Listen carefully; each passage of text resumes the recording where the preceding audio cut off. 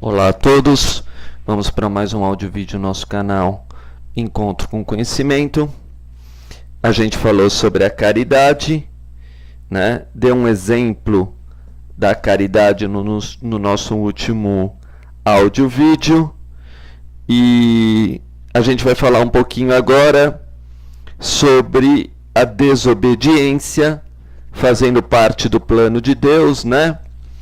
Para todos os homens, todas as mulheres e todas as criaturas abaixo de Deus, né?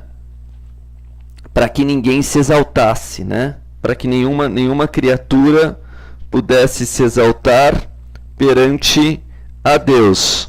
Sempre que a gente fala dos anjos, a gente fala de obediência restrita, que Deus cumpre as ordens porque ele já tem o temor, mas ao mesmo tempo a gente vê a história também dos anjos caídos, que certos anjos não obedeceram à ordem de Deus, e como não obedeceram à ordem de Deus, caíram, tiveram a sua queda. Então isso serve de exemplo para nós seres humanos. Se com os anjos Deus foi severo, né, com os homens também vão ser severos. Resumindo, que se com os nossos pais Deus também foi severo, com os filhos também serão severos. Então, na realidade, isso faz parte do livre-arbítrio humano. Quando o homem, na realidade, utiliza da desobediência achando que nada vai acontecer com ele, ele está enganado, e o exemplo disso são os anjos caídos. Então, vem a Torá, o Novo Testamento, etc., e fala, olha, ou você escolhe o lado direito, daqueles que falam a verdade, que todo tipo de desobediência que você tiver vai ser punida, ou você vai acreditar em seres, não, pode fazer o mal, faz do jeito que você quiser, que nada vai acontecer com você, né? Então, na realidade, a gente pode escolher a verdade ou a mentira. E vem a Bíblia aqui e vai falar em Romanos, capítulo 11, 31, exatamente no versículo 311, né? 311, dizendo: porque Deus encerrou a todos debaixo da desobediência, para com todos usar de misericórdia. Aqui está esclarecido o plano de Deus. Como as criaturas acabam julgando umas às outras com a língua, né? Como um homem julga o outro com a língua, a gente vê isso em vários livros, mas vamos dar alguns exemplos. Então, a gente vai ver isso em Tiago, versículo 3.8, como o homem julga os outros com a língua. Então está escrito: mas nenhum homem pode domar a língua, é um mal que não se pode refrear. Está cheio de peçonha mortal. Por sinal, esse é o versículo 61 de Tiago. Com ela bendizemos a Deus e Pai, e com ela amaldiçoamos os homens, feitos à semelhança de Deus. De uma mesma boca procede bênção e maldição. Meus irmãos, não convém que isto se faça assim. Então vem aqui Tiago, exatamente no versículo 63, dizendo assim: para de acusar os outros, para de usar a língua para acusar os outros. E depois vai aparecer de novo esse mesmo conceito em não julgai. Exatamente. E depois ele coloca, né? Porventura deita alguma fonte de um mesmo manancial, água doce e água amargosa, né? Então, ele quer dar o exemplo desde o início que, devido ao nosso coração estar impurificado, né? Nós acabamos acusando os outros das nossas próprias falhas, todos nós somos assim, e estamos debaixo de leis. Então, a gente peca contra a lei, peca contra o nosso próximo e peca contra Deus. Por quê? Porque Deus vem para abençoar. Então, nós acabamos nos amaldiçoando por não controlar os nossos sentimentos, por não termos mais a condição do paraíso, da luz e da bondade e ver todas as coisas a partir do bem e da misericórdia. Então vem todas as tradições de todos os povos e falam: agradeça a todas as coisas, em todo momento, em qualquer situação e assim por diante. E é tão interessante que nesse mesmo livro, né, ele vai falar sobre o quanto é importante, nesse caso, então, a humildade de aceitar que não seguimos a lei de Deus, que somos salvos pela graça, que é um outro ponto muito importante, né, dentro do ensinamento sagrado. Então, vai estar escrito em todo o Novo Testamento e também em todo o Velho Testamento, em todas as escrituras sagradas, o Velho Testamento, a Torá, né, dizendo: você não vai cumprir a Bíblia, nem o Alcorão, nem nada, você não é perfeito, você não tem essa capacidade de acertar 100% que está debaixo de uma escritura. Então vem a próprio livro de Tiago, que diz assim, né? No versículo 37, e eu já citei esse versículo 37 de mil maneiras, esse número 37 eu já falei da importância deles, porque ele é o primeiro logos de criação, né? A aceitação de quando cometemos um pecado, temos que aceitar e não falar assim: não, eu não cometi, eu cumpro toda a lei, etc. Mas está escrito exatamente assim: porque qualquer que guardar toda a lei e tropeçar em um só ponto, tornou-se culpado de todos. Quer dizer, um só ponto é uma vírgula de qualquer coisa. Então nós não somos perfeitos a esse ponto de saber a Bíblia de trás para frente, todas as letras, todas as combinações de letras, todos os segredos envolvidos, etc. Então todos nós estamos debaixo do pecado. A única diferença é como a gente vai se comportar em relação a isso. Então vem a própria Bíblia e vai explicar de novo esse conceito, né? Primeiro, depois de falar desse ponto que tornou-se culpado de todos, vem Tiago 2:11, né? Porque aquele que disse não cometerás adultério, também disse não matarás. Se tu, pois, não cometeres adultério, mas matares, está feito transgressor da lei. E aí vem um outro trecho da Bíblia, muito claro, dizendo que a letra mata. Esse é o versículo de Coríntios 484, esse versículo de Coríntios, contando, claro, só o livro de Coríntios, né? 2. E esse versículo, que é o 484, né? Eu contei, para vocês entenderem a minha linha de raciocínio aqui, contando em sequência os Coríntios, né? Contei o primeiro de Coríntios inteiro, e quando comecei o segundo de Coríntios, eu já estaria no 484, né?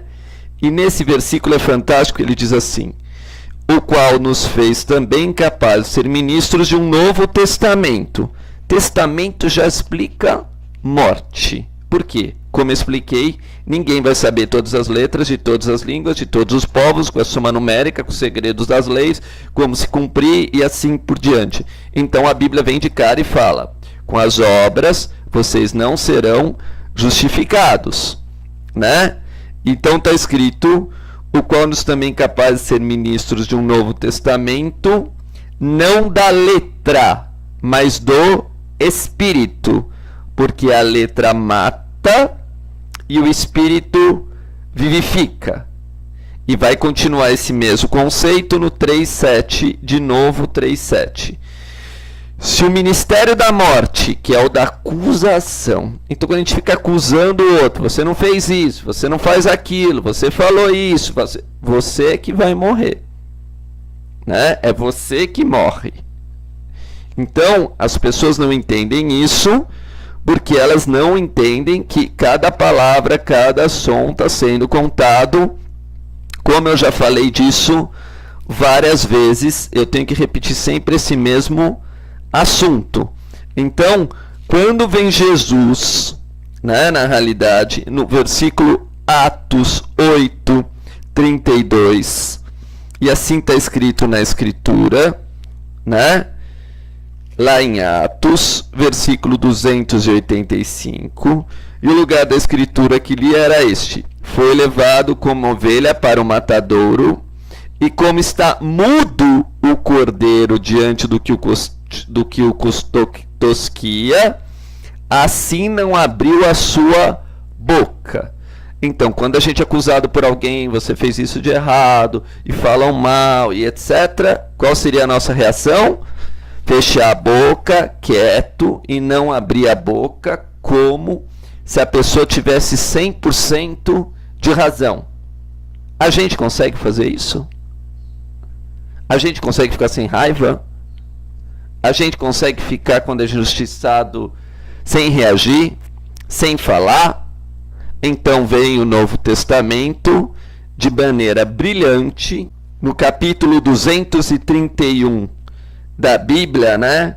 E diz assim: se dissermos que não temos pecado, enganamo-nos a nós mesmos, e não há a verdade em nós. Versículo 231, 8. Aqui tem um segredo numérico. No capítulo 231, 8, né? Aqui tem um conceito numérico muito importante. A gente pode multiplicar por 23 vezes 18 disfarçadamente. 231, 8. Eu fiz diferente. Eu pus 23, 18, dividi em duas partes. Tem milhares desses recursos, né? E etc. Como eu já expliquei, cada vez mais que vocês estudarem, vocês vão ver que a Bíblia é multifacetada de sabedoria de todos os lados, né? De todos os lados existe uma sabedoria infinita. É interessante, então, que se a gente multiplicar dessa forma, a gente vai achar o versículo 414, né? 4:14, né? E no 4:14 está escrito: porque se os da lei, né, são herdeiros, logo a fé é vã e a promessa é aniquilada. E depois desse versículo está escrito: porque a lei opera a ira, né? Porque onde não há lei, também não há transgressão. Como todos nós somos transgressores, sem exceção, né? Todos nós pecamos e continuamos pecando através de atos, pensamentos e sentimentos, né? O que vai acontecer? A promessa é como a gente vai receber essa informação, né? Na realidade. Então Isaac era um filho da promessa. O que aconteceu com Isaac? Ele se sacrificava. Quando tinha um pecado, ele mesmo viu o pecado dentro dele e tirava o pecado dele, né? Ele fazia o auto-sacrifício, que é o arcano do enforcado, como eu já falei em outro vídeo para vocês. Então, ninguém vai ser justo perante a Deus. Isso é confirmado em Romanos 3:4. De maneira nenhuma, sempre seja Deus verdadeiro e todo homem mentiroso. Como está escrito: para que seja justificado em tuas palavras e venças quando fores julgados. Então, na realidade, nós, quando a gente acusa o outro, a gente está acusando a nós mesmos. Porque está escrito isso em Romanos. Então, está escrito exatamente no versículo 33 de Romanos. Só no 33, mais nada. Então, a gente sabe que com 33 anos foi a morte de Jesus. E na história de Jesus, como vemos, ele estava mudo. Mudo na hora que acusaram ele. Engraçado que a palavra mudo está no verbo mudar. Né? Na realidade, eu preciso mudar. Eu mudo. Né? Então, como eu tenho que mudar, toda agressão, toda pancada que eu levar, eu tenho que ficar quieto, sem responder. E dessa forma, eu vou me evoluindo espiritualmente. Portanto, és excusável quando julgas, ó homem, quem quer que sejas, porque te condenas a ti mesmo naquilo em que julgas os outros, pois tu que julgas faz o mesmo. Então esse é um versículo importantíssimo, né? Estamos chegando perto dele cada dia mais, porque para quem estuda versículos, esse é o versículo 119, e o ano que vem estaremos no 119, estamos no 118, como expliquei em outro áudio vídeo, agora vamos para o 119. Então, quando a gente julga, acusa ou faz alguma coisa que é contra a lei, e essa lei não é nada mais do que o amor, em todos os povos e em todas as escrituras, nós se autocondenamos. Então, quando Deus preveu tudo isso, era para que ninguém fizesse mal para o outro e julgasse o outro. Por isso foi feito um novo testamento, não de acusação. Você deixou de fazer isso, você deixou de fazer aquilo, e você não fez isso, e você não fez aquilo, né? Mas de bênção, onde todos percebam que a lei é a mesma para todos, né? E claro, quanto mais estudamos, quanto mais conhecemos a palavra de Deus, aumenta o nosso temor e vem a nossa salvação, porque a gente vê que a palavra de Deus se cumpriu já. Então, todo povo que amaldiçoa outro, ou fala mal, né, ele é derrubado, ele cai, né? Ele cai por quê? Porque ele está julgando ele próprio. Então, exatamente no número 40 de Tiago, sabemos que 40 é o número mestre, né? Na realidade, é o número que Moisés ficou 40 dias jejuando, sem beber e comer, como aparece na Bíblia, 40 dias que Jesus ficou no deserto e etc. E aí ele explica claramente sobre esse assunto, porque o juízo será sem misericórdia sobre aquele que não fez misericórdia, e a misericórdia triunfa do juízo. Então devemos usar com misericórdia com todos os seres, independente, porque Deus vai julgar a gente pela nossa misericórdia e pela nossa falta de misericórdia. E quem colocar que ele está julgando o outro, que a lei que está lá está julgando e assim por diante, esse se perdeu, esse cai e esse, né, tá fora, não entra, como a gente fala, na luz de Deus, no amor de Deus, na misericórdia divina, aqueles que vão ficar para fora, como a Bíblia fala, né? Entre na minha casa ou fica de fora dessa sabedoria. Então, está escrito que pela graça nós fomos salvos e não pelas obras. E quem achar de maneira diferente que pelas obras está sendo salvo, se engana, e se engana desde o início. Porque está escrito, e a serpente era mais astuta e enganou, né? Então todos nós somos pecadores perante a palavra de Deus, não importa a raça, o credo, o povo, a língua e nem a condição espiritual que se encontra, e o tempo todo somos redimidos fazendo misericórdia. Responde o versículo de Lucas, capítulo 10, 25, né? 10, 25, que é o versículo 495 do livro de Lucas. Eis que se levantou um doutor da lei tentando, dizendo, você cumpre a Bíblia toda, todas as letras, todas as palavras e etc, né? Todas as horas, direita para esquerda, com 4 vezes letras, diminuindo 2 letras, fazendo uma ação assim, porque toda a escritura é baseada nisso, de todos os povos com bilhões e bilhões de segredos que a gente nem imagina. Então está escrito assim, né? Eis que levantou um certo doutor da lei, tentando, dizendo, mestre, que farei para herdar a vida eterna? E ele lhe diz, que está escrito na lei, como lês? Né? Então aí vem a interpretação que todo mundo cai.